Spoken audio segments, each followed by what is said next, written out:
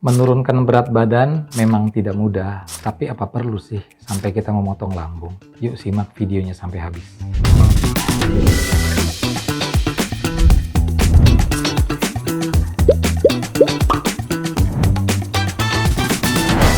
Halo sahabat Siloam, saya Dr. Rianto Sitepu. Saya praktek di Siloam Hospital Kebun Jeruk. Bidang saya bedah saluran cerna. Saat ini kita akan membahas mengenai operasi bariatrik. Itu adalah satu prosedur operasi untuk memanage obesitas. Obesitas dalam pengertian murni obesitas, di faktor hormonal, faktor penyerapan, dan faktor volume dari organ penampung makanan, yaitu lambung.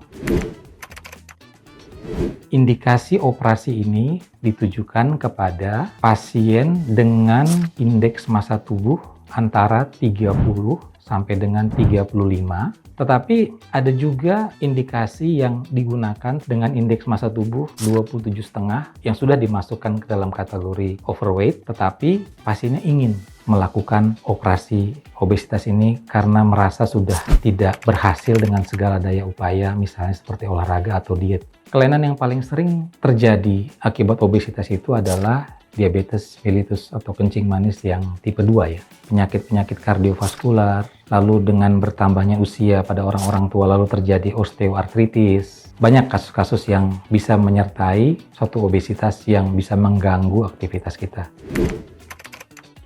Banyak manfaat yang bisa didapat dari operasi bariatrik pada orang-orang obesitas. Setelah kita operasi bariatrik, tentu sasarannya adalah yang pertama, berat badan kita akan turun dulu. Kalau berat badan kita turun mendekati berat badan ideal, fungsi metabolisme di badan kita juga ikut beradaptasi ke arah fisiologis normal, otomatis semua akan mengubah performa di badan kita. Misalnya diabetes tipe 2.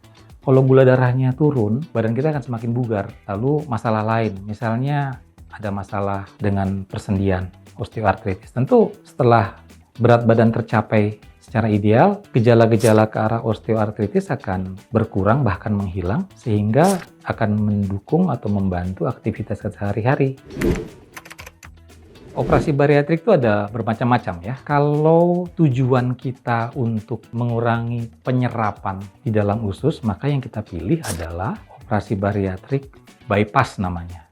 Yang saat ini sedang marak dilakukan, bukan hanya di Indonesia tetapi di seluruh dunia bahkan, itu jenis operasi bariatrik yang namanya sleeve gastrectomy. Apa itu sleeve gastrectomy? Kita memotong sebagian besar lambung, kurang lebih sekitar 70%, untuk mengurangi volume lambung. Dengan demikian, akan berpengaruh terhadap jumlah asupan makanan karena yang bersangkutan akan merasa kenyang lebih cepat ya. Kalau dirasakan kenyang lebih cepat, tentu makan akan berhenti.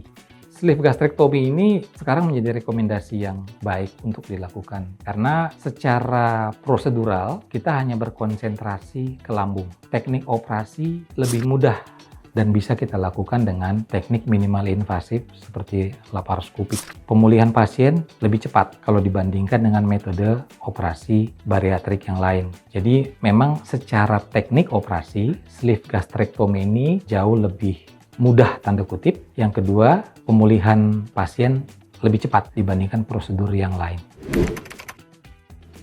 Risiko dari operasi sleeve gastrectomy ini hampir 0%. Karena kita menggunakan stapler ya untuk menutup daerah lambung yang dipotong. Jadi kita tidak melakukan penjahitan dengan cara konvensional dengan menggunakan benang ya.